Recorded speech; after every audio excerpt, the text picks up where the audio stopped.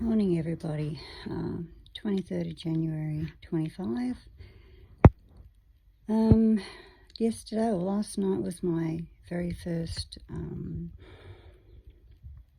bit of sharing in regards to what I'm calling an unlived life, speaking about mental illness, etc. This morning or today I have appointments in town. I live 40 minutes out of town. So I try to get all my appointments on the one day, so I'm not driving back and forth. It's been a bit economical, finance-wise, money-wise. Already I'm in a tether. Already I haven't even got out that door. My appointment is not until 3:30 this afternoon, and my head is spinning. My heart is palpitating. I'm struggling to breathe. I want to run, not as in physically run, but I'm wanting to ring. It's like I've got this dialogue that screams circles in my head, finding excuses to not go. This is what I call the nitty-gritty. And this is what I wanted to base, or I am wanting to base my sharing on. It's great to get a focus to go forward. I'm wanting to know why I go into this panic mode just when I want to go somewhere. A friend of mine a few years back said to me, "Where do you go, Tony? What happens for you?" She said, "It's like you're in fairyland." Thanks, Jode. But it's true. I wasn't offended at the critiquing it all, because it's true.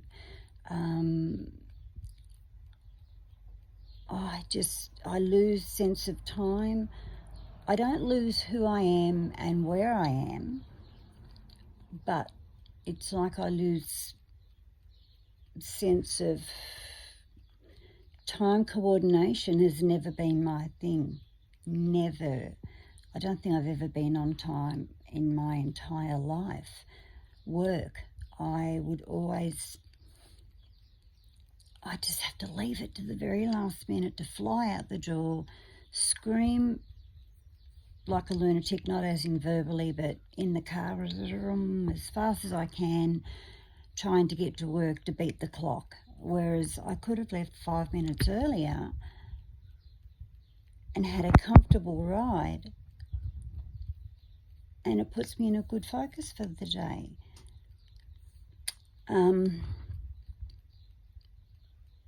To me, it kind of resonates with each time I've got an appointment with someone from my support team. I hate that first question, that how are you, how's your week been? Part of me is like, don't ask me how I am. I don't want to answer that. I hate having to answer that, because I just want to say shit, or I'm just fucked in the head. Excuse my F. I actually worked on that, and I'm still working on it, obviously, with, as I said, with my support person. And if anything, it takes me back to a time when I was younger, and I'm not ready to share anything in that area. It's very personal, as everyone's childhood is. To me, it's not a blame game. None of this is about blame. My parents did the best they could with what they had, and I'm very grateful for that. I need to live my life for me, not just consistently looking back there, blame. It's the very first question or actually the second question, generally speaking, is what was your childhood like? You know, two questions that I really dislike. And probably the third question that I dislike the most, if I'm feeling suicidal and I reach out to somebody just to talk, just to try and bring myself down, get my feet back on the ground, obviously to ground myself, have you got a plan? I know it's the political, legal side of it, but I hate it. I mean, honestly, and I've shared this with a lot of people, and I'm not saying it's right, and I'm not saying it's wrong. But whether I've got a plan or not, if I'm going to go in that direction, I'm going to go in that direction. I'm trying to sort of rephrase my words so I'm not as bold or as loud or as overwhelming as what some of this stuff can be. And it truly is very, very overwhelming at times. I've had so many times that I've just sat and cried. Don't know what I'm crying for, but I've just allowed myself to cry. Breathing through it. I mean, they call it mindfulness at the moment. That seems to be the latest and the greatest, terminology to me. Anything in a meditative way, it's not new. None of that's new. It's just a revamped name. The quality of it is still there if one chooses to embark on a journey in it. But yeah, learning to be me, learning to understand why I do these things, why my son, we go shopping once a week, get the groceries, and I've had to say to him, give me a time frame to go by, 10 minutes, 15 minutes, what is it? And believe you me, when we get to that point, he's in his ute and he's ready to go. Okay? Get in the ute, Mum, 10 seconds or you're left behind. And he'll leave me behind. But it's my lesson to learn. If I can't get myself coordinated and or organised. 9 times out of 10, when I can't do that, it's something that's happening up here. There's something happening up here and here. There's something wrong with the connection of my brain and my ability, physical ability, to get organised. When we have kids, we're told the organisation, I can't think of the word at the moment, it will come. It needs to be there. Get routine, that's the term, routine. Get yourself into a routine, or I'll use I statements. I need to get myself into a routine. Jeepers, we all know how to have a shower and get changed and all that sort of stuff. But I still lose time. I can walk through time. I don't want to sound like a psycho as I say that. In losing time in the sense that I can walk through the house thinking that I'm getting ready, and I'll see something and say, oh, I better put that away. So I'll put that away. And then I'll see clothes in line. Oh, I better get them off the line. That's it. I've got 3 minutes. It's fine. I can do that. So I get the clothes off the line. I'm already 2 minutes behind. Dishes. Let's go do the dishes. It's this constant, like, grabbing at straws, trying to get my ass into gear and go the direction it needs to go and not do everything else. I'm always getting told, not in a bad way, but I'm always getting told, you do housework at the weirdest of times. And it's true, I do. Really weird. Most people sit down and relax of an evening. I tend to get this gusto and I'll be doing housework 8, 9, 10, 11 o'clock at night. No, I don't live like a pig. I've got a lot of stuff here because I'm doing renovations, but trying to, like I've said, to me, this is the nitty-gritty of what I'm wanting to talk about. I don't just want to sit here and go, well, if I do that, I just might get through, and I might. I might be lucky enough to do that. But am I dealing with the crux of it? Because if I'm not, that's a direction that I'm going to keep getting pulled. And that's where, on a sort of I'm talking spiritually here, sort of using various analogies, that's where I will get unstuck all the time. I mean, God help me, I'm a 57-year-old woman, and I've had stages in my life where I've been working night duties, studying, bringing up 4 kids, homeschooling a few of them.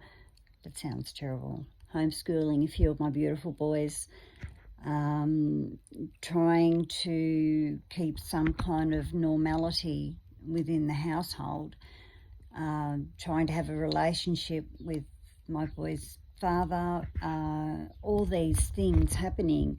And then there were days that I could get by and then days that I couldn't, but it all ended up collapsing in the end because it was just too much. Too much.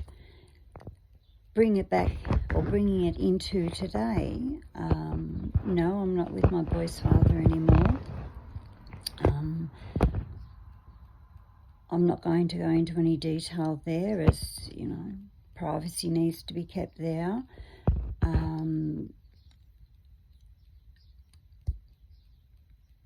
Things will constantly change in what I call recovery, i.e.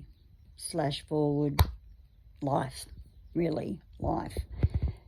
Life can be shit, and life, I suppose, in a sense, doesn't need to be shit. But when I'm thinking mental health, or when I'm talking about mental health and where this, well, I don't even know what to call it, where it takes me in my mind, where and how it can make me feel trying to just live like a grown woman and to be productive about it. It's a juggernaut. Can't find a word to culminate the whole thing. I heard someone sharing one time, they were talking about the cracks and the crevices of their recovery and how they were starting to see how far their mental health had impacted on their life. And I can say the same thing, but they likened it to an octopus and, the 8 arms or legs, whichever one you want to call it, how doesn't matter what size that crack or crevice, something will get in there and it festers and it keeps festering. So if I can't look at what that is and try and figure out within myself why that is, it will keep at me until I can do that. I don't know if people will, and I don't want to sound like I'm putting anyone down. I don't want to be like that. Sometimes I can go on a tangent, talk a tangent, and people can understand what I'm saying. And other people are like, she's just fucking mad. Yeah, she's just fucking mad. And I have been in points of time, points of my life. I literally have been. And that's when I'm screaming out for help inside. I'm truly screaming out for help inside. Some days it's good to lean on that, to give someone a ring. I don't even have a handful of friends that I can call and say, hey, this is what's happening for me. The majority of my friends have passed. It makes me really sad, very, very sad. Be it to mental illness, be it natural cause. And we'll all get there one day, as in passing. It's the journey, it's the journey that I'm trying to make sense of. It's the journey that I'm wanting to, quality-wise, bring that up. Bring one thing down in an area and to raise up my quality of life at the same time. That wavering balance that we all go through. We all go through that, whether we choose to see it or not, but we do. And finding balance in that can be really scary. Really scary. I've needed to make myself sit down and sort of gather my thoughts, and I thought, I just wonder if this is a good time to be sharing. Excuse me. Yes, it is, because as I've shared countless times, even though this is only my second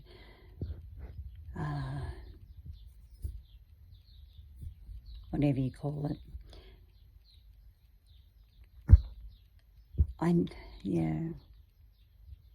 it's just, I'm getting confused in my mind, and that's okay, part and parcel of it.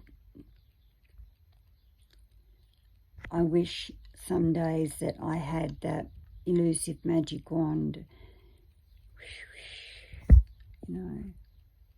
Can I have a clear brain? Can I have clarity of mind? Can I please not have these mental illnesses that basically run alongside each other? It's not one stronger than the other. They're all sort of running along beside each other. And somehow, amidst all that, trying to find myself and trying to work it, as in finding it could be a much better pace for me to go, slow down, go faster, better coordination, could be anything. And like I've shared, the only way I'm going to be able to further myself is to share. And I'm truly praying that people just may be receptive to what I'm sharing. I can only try. I can only try life, I suppose. I can only try. We don't get a second go at it. It's just here. I just get born and life's just here. Trying to find the quality, and that can be a real spinner. Quality, a true spinner. Yeah. I hope you all have a great day.